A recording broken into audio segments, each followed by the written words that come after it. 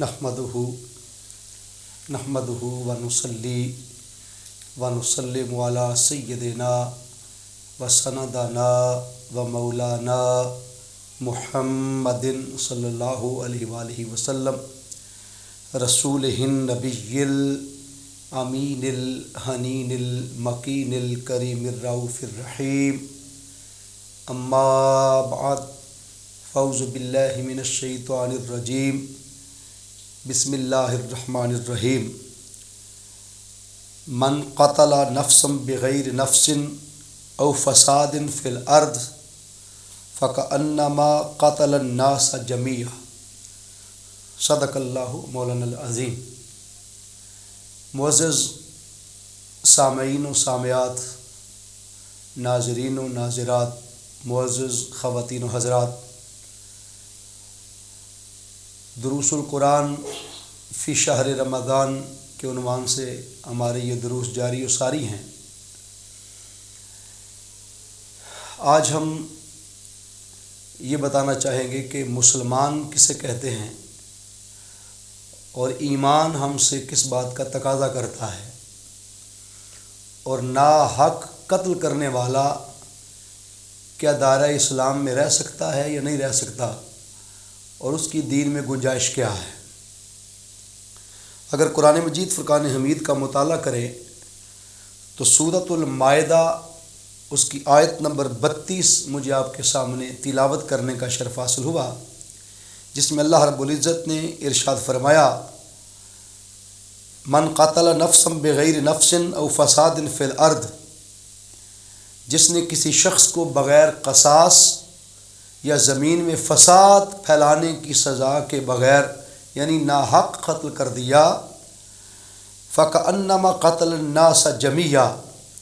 گویا اس نے معاشرے کے تمام لوگوں کو قتل کر دیا۔ یعنی ایک جان کا ناحق قتل کرنا پوری انسانیت اور پورے لوگوں کا قتل کیے جانے کے مترادف ہے۔ ایک ناحق قتل صرف ایک قتل کاؤنٹ نہیں ہوگا۔ قرآن کی نص قطعی نے بتا دیا کہ اللہ کے نزدیک یہ اتنا بڑا جرم ہے، یہ اتنی بڑی سزا کا مرتکب ہے اور اتنی بڑی سزا کا مستحق ہے کہ اس نے گویا پوری انسانیت کو اپنے ہتھیار اور اپنی تلوار سے قتل کر دیا۔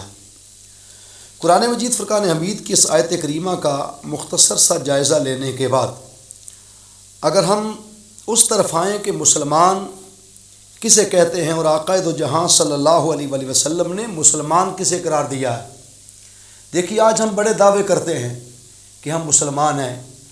نماز پڑھنے سے، روزہ رکھنے سے، حج بیت اللہ ادا کرنے سے، زکوٰۃ ادا کرنے سے اور تہجد گزاری کرنے سے، راتوں کو تراویح کی نماز پڑھنے سے اور مسلسل نوافل و بندگی کرنے سے، سخاوت کرنے سے، یہ سارے اعمال اپنی جگہ بجا ہیں، لیکن دیکھنا یہ ہے کہ کیا اگر یہ سارے اعمال پلڑے میں ہوں لیکن دوسری طرف اگر لوگوں کو دلوں کو تکلیف پہنچاتا ہے، گزند پہنچاتا ہے، لوگوں کے دل دکھاتا ہے، ناحق کسی کو قتل کرتا ہے، کسی کو سزا دیتا ہے، کسی کے ساتھ جبر سے، تشدد سے، بدخلقی سے پیش آتا ہے، تو ایسے شخص کا دین میں حصہ کیا ہے؟ آقا دو جہاں صلی اللہ علیہ وآلہ وسلم نے فرمایا، حسن الخلق من خصائل الجنہ، جنت اچھے اخلاق میں سے، اچھے اخلاق کا نام جنت ہے۔ حسن الخلق من خصائل الجنہ، اچھا اخلاق جو ہے وہ جنت کے خصائل میں سے ہے۔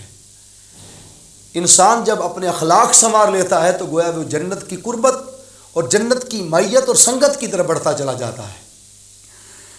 اس لیے حضرت عبداللہ ابن عمر بن العاص رضی اللہ تعالیٰ عنہ سے حدیث روایت ہے،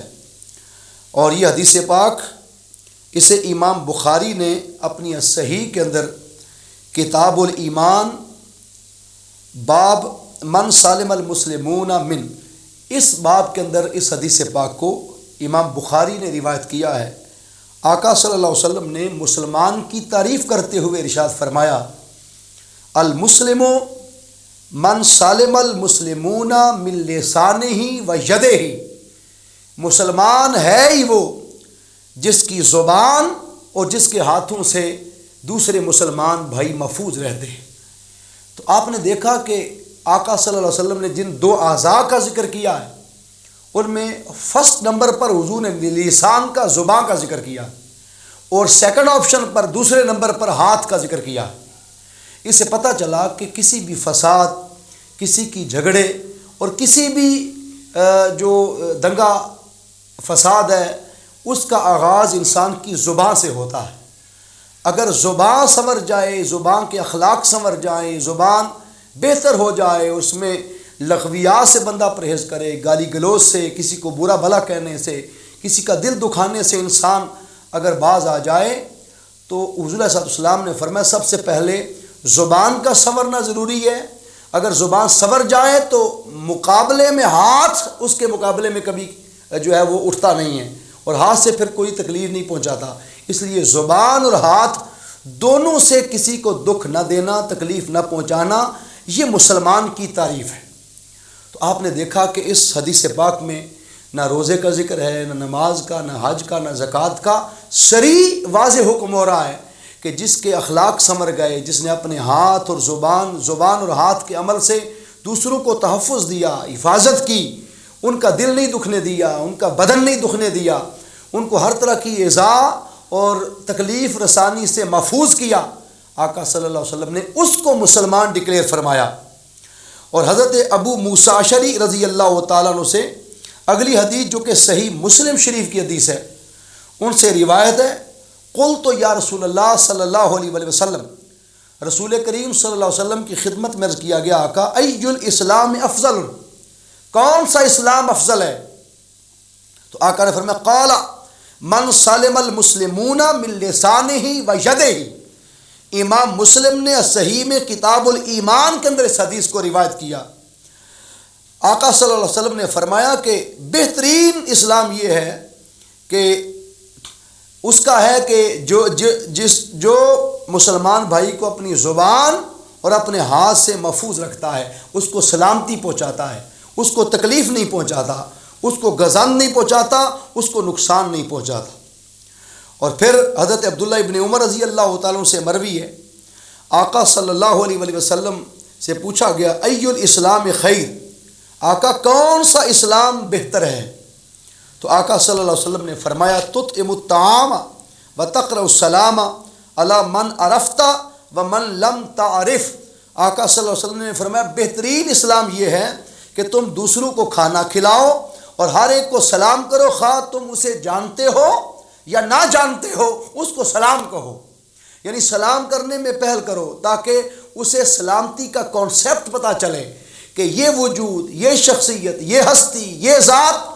سراسر سلامتی والی ذات ہے، یہ بد امنی پھیلانے والی ذات نہیں ہے، یہ لوگوں کو غیر محفوظ کرنے والی ذات نہیں ہے، بلکہ اس پرسنالٹی سے، اس آئیڈینٹی سے، اس ڈگنیٹی سے، اس شخصیت سے، اس وجود سے، اس ہستی سے، اس ذات سے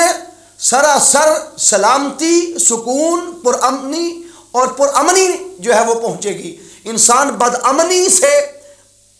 اس سے سمجھے گا کہ یہ محفوظ ہے، اس لیے وہ پہلے سلام کرنے میں پہل کر رہا ہے، اس لیے سلام کرنے میں پہل کرنے کا حکم آیا۔ اس حدیث کو امام بخاری نے کتاب الایمان کے اندر باب اطعام الطعام من الاسلام کے اندر اس کو روایت کیا۔ پھر امام محمد بن حنبل نے المسند کے اندر حضرت عبداللہ ابن عمر بن العاص رضی اللہ تعالیٰ سے ایک حدیث روایت کی۔ حضور صلی اللہ علیہ وسلم سے پوچھا گیا ان رجلا قال یا رسول اللہ صلی اللہ علیہ وسلم ای الاسلام افضل، ایک شخص حضور کی خدمت میں آ کر پوچھتا ہے آقا کون سا اسلام افضل ہے؟ تو آقا نے فرمایا قال صلی اللہ علیہ وسلم من سالم الناس من لسانہ و یدہ، جو لوگوں کو اپنی زبان اور اپنے ہاتھ سے سلامت رکھتا ہے، اپنی زبان اور ہاتھ سے ان کو سلامتی پہنچاتا ہے، اس کا اسلام افضل ہے۔ تو آپ نے دیکھا کہ اسلام اور مسلمان ہونا سراسر دین میں سلامتی پہنچانے، پرامن رہنے، امن پہنچانے، بد امنی سے اپنے آپ کو روکے رکھنے کا نام اسلام ہے۔ اور پھر پہلی جو احادیث تھیں ان حدیث میں مسلمان کا ذکر تھا، المسلم من سالم المسلمون من لسانہ و یدہ، جو مسلمانوں کی زبانوں اور ہاتھوں کو محفوظ رکھے، سلامتی دے، ان کو نقصان نہ پہنچائے۔ لیکن آپ اس حدیث میں دیکھیں گے کہ جسے امام طبرانی نے روایت کیا، حضور صلی اللہ علیہ وسلم سے پوچھا گیا، حضرت عبداللہ بن عمر بن العاص رضی اللہ عنہ سے یہ حدیث پھر روایت ہے، ای المسلمین خیر یا رسول اللہ صلی اللہ علیہ وسلم، آقا کون سے مسلمان بہتر ہیں اور خیر پر ہیں؟ تو حضور صلی اللہ علیہ وسلم نے فرمایا من سالم الناس من لسانہ و یدہ، وہ مسلمان سب سے بہترین ہیں کہ جو اپنی زبان اور اپنے ہاتھ سے کل انسانیت کو محفوظ رکھتے ہیں۔ تو آپ نے دیکھا کہ دین اسلام کے اندر فقط مسلمانوں کے رائٹس اور مسلمانوں کے حقوق ہی بیان نہیں ہوئے، بلکہ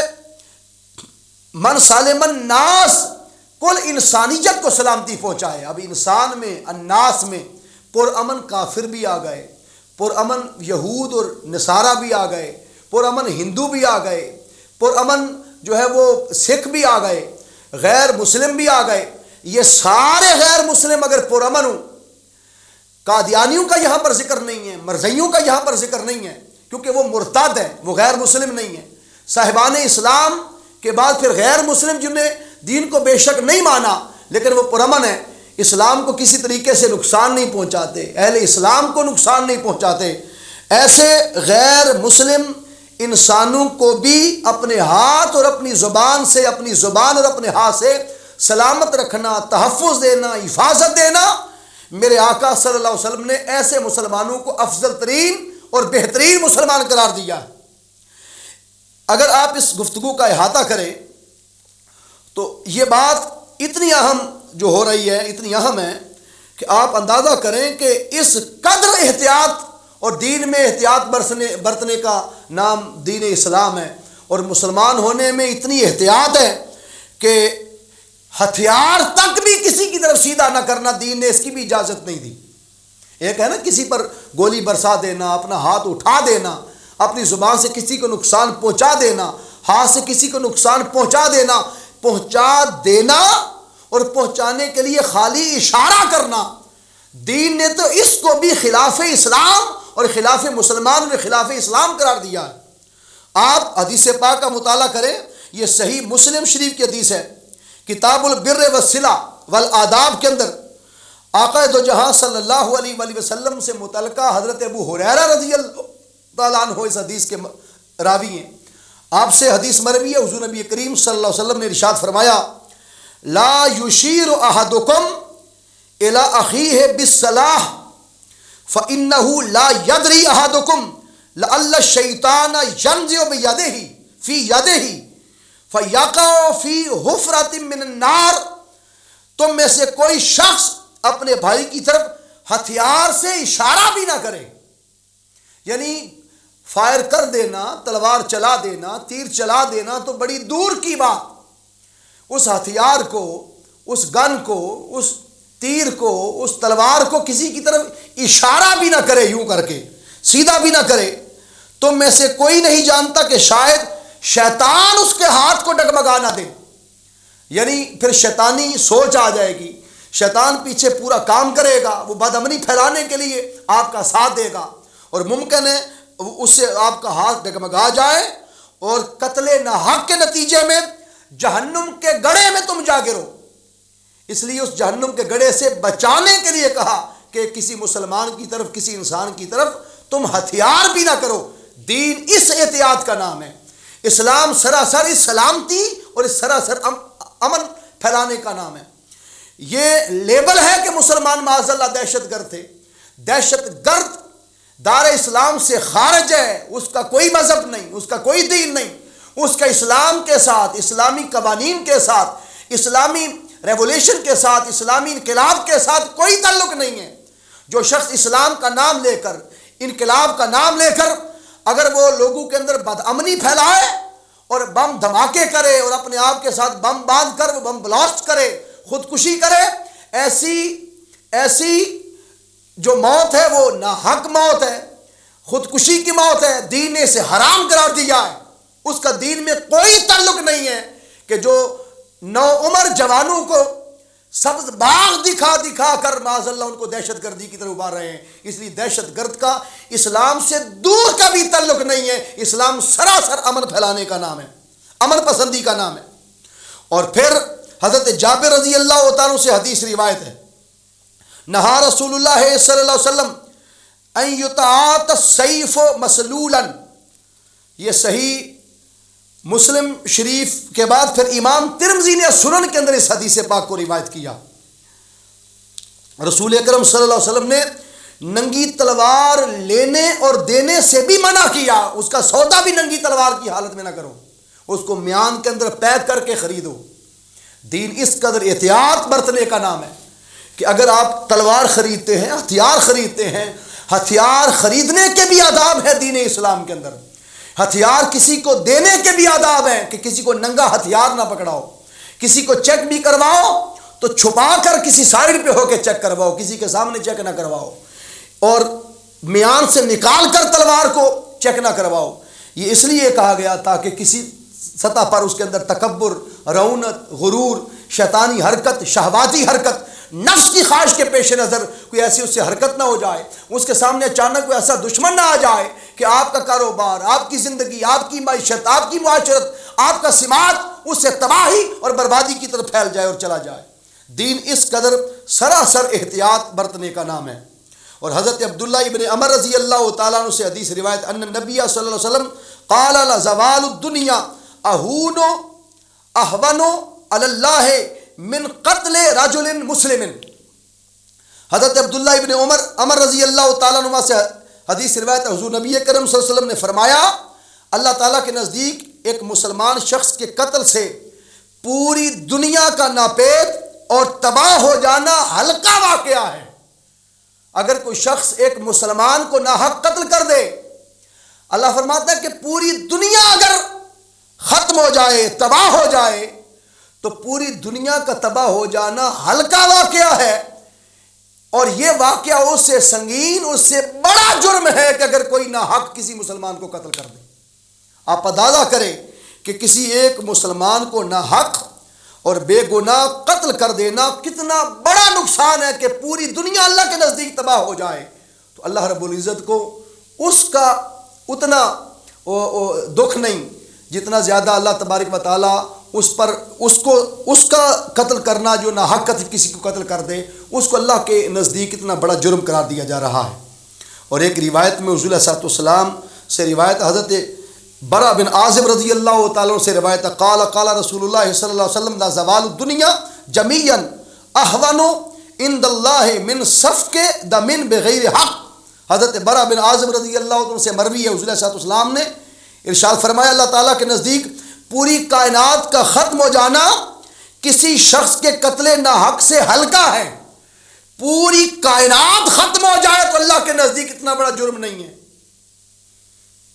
جتنا بڑا جرم کسی ایک جان کو ناحق قتل کر دینا ہے۔ اور دین تو کسی غیر مسلم کو بھی ناحق قتل کرنے کی اجازت نہیں دیتا۔ آقا دو جہاں صلی اللہ علیہ وآلہ وسلم نے تو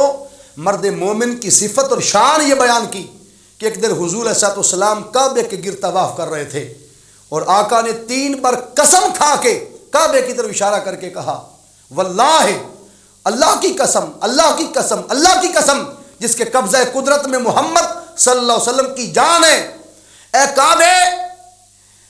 تیری خوشبو کتنی معطر اور خوبصورت ہے، لیکن مجھے قسم ہے پیدا کرنے والے رب کی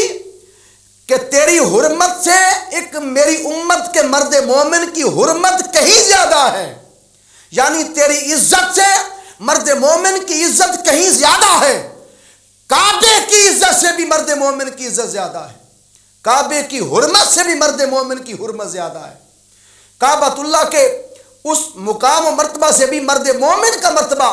میرے آقا صلی اللہ علیہ وسلم نے اس لیے بلند اور باعزت قرار دیا کہ تاکہ کوئی کسی مسلمان کو، کسی مومن کو تکلیف نہ پہنچا سکے۔ اس سے مراد یہ ہے کہ اگر کوئی کعبے کو تکلیف پہنچائے تو اللہ کے نزدیک اتنا بڑا جرم نہیں ہے کتنا بڑا کسی مرد مومن اور کسی مسلمان کو نقصان پہنچانا ہے۔ بے شک کعبے کو تکلیف دینا، کعبے پر پتھراؤ معاذ اللہ کرنا، یہ بھی بہت بڑا جرم ہے، لیکن اس سے بھی کہیں عزت کا تحفظ ایک مومن اور مسلمان کے لیے ہے۔ دین اسلام میں یہ مقام اور مرتبہ اللہ تبارک و تعالیٰ نے اہل اسلام کو، مسلمان کو عطا فرمایا۔